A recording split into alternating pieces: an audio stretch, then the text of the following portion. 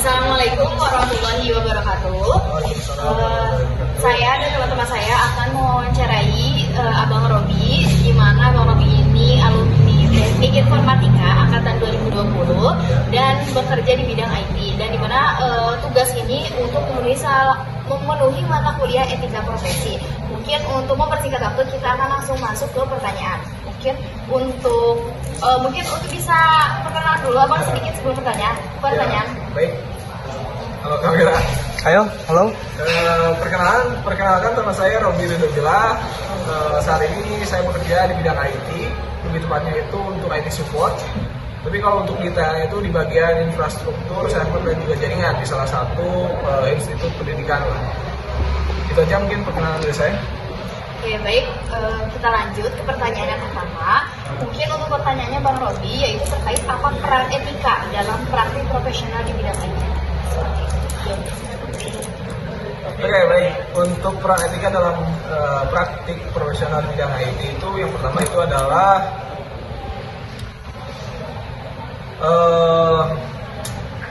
kita sebagai seorang IT itu harus menjunjung tinggi kejujuran dan juga tanggung jawab. Karena memang untuk seorang IT itu kan kita menjaga privasi orang lain. Seperti itu. Oke, baik.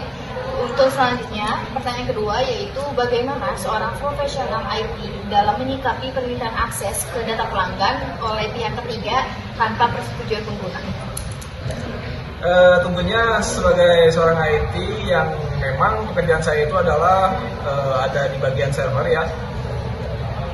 Jadi saya harus menolak dengan tegas untuk orang yang tidak memiliki akses ataupun memiliki kewenangan untuk mengakses data pengguna orang lain seperti itu.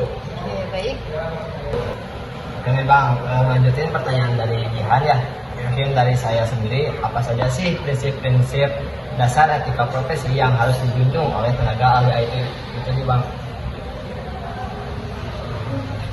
Oke, untuk prinsip-prinsip dasar etika profesi untuk seorang IT, yang pertama itu adalah yang saya tahu ya, itu adalah jujur, yang dimana kejujuran ini harus dijunjung tinggi oleh seorang IT, karena terkadang untuk beberapa profesi di bidang IT seperti programmer, permintaannya itu dari klien.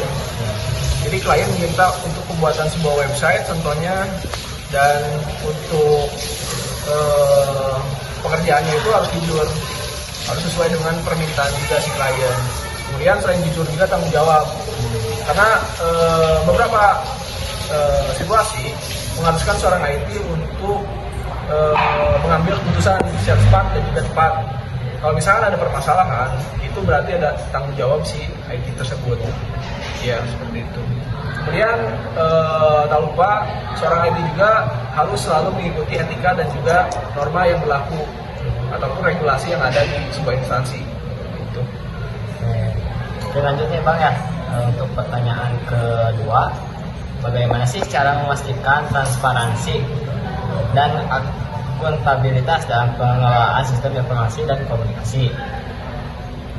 Untuk transparansi ini sejauh yang saya lakukan ya, setiap ada pengadaan barang, setiap ada penambahan ataupun seperti daily saya bekerja, itu saya selalu ada sebuah note ataupun catatan untuk hal-hal yang berkaitan dengan uang, karena yang saya tahu uang itu adalah hal yang sensitif untuk dibahas, karena kalau misalkan ada yang kurang, seminggu juga mungkin bisa saja jadi permasalahan.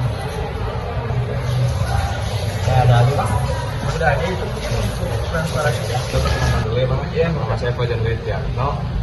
Mungkin sekarang saya akan lebih menanyakan lagi nih terkait etika ya Bang ya. Yang tadi sudah ditanyakan juga oleh teman saya Jihan dan juga Rafi.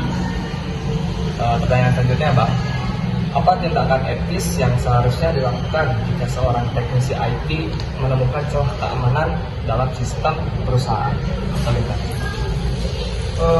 Untuk saya pribadi ya, karena memang untuk sistem perusahaan itu masih masuk dalam tanggung jawab saya.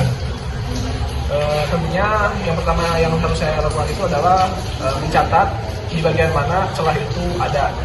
Yang kedua, saya sebagai anggota di sebuah instansi ini untuk IT, saya pastinya perlu untuk melaporkannya terlebih dahulu kepada kepala bidang IT di instansi saya ini.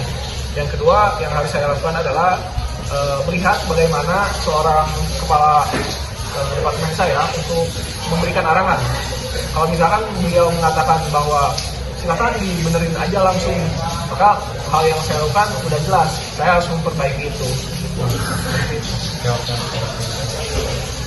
Pertanyaan selanjutnya Bang ya, bagaimana etika profesi mengatur penggunaan informasi digital dalam organisasi maupun pemerintahan?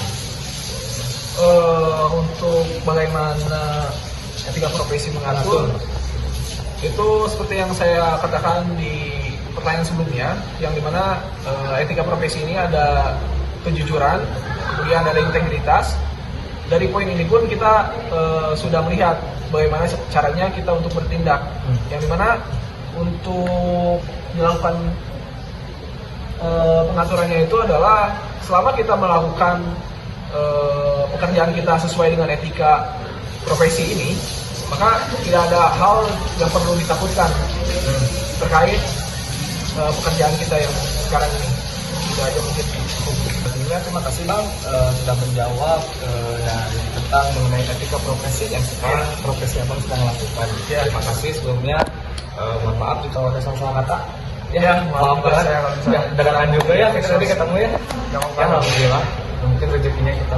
Ya, cukup sekian. Terima kasih. Assalamualaikum warahmatullahi wabarakatuh. Waalaikumsalam.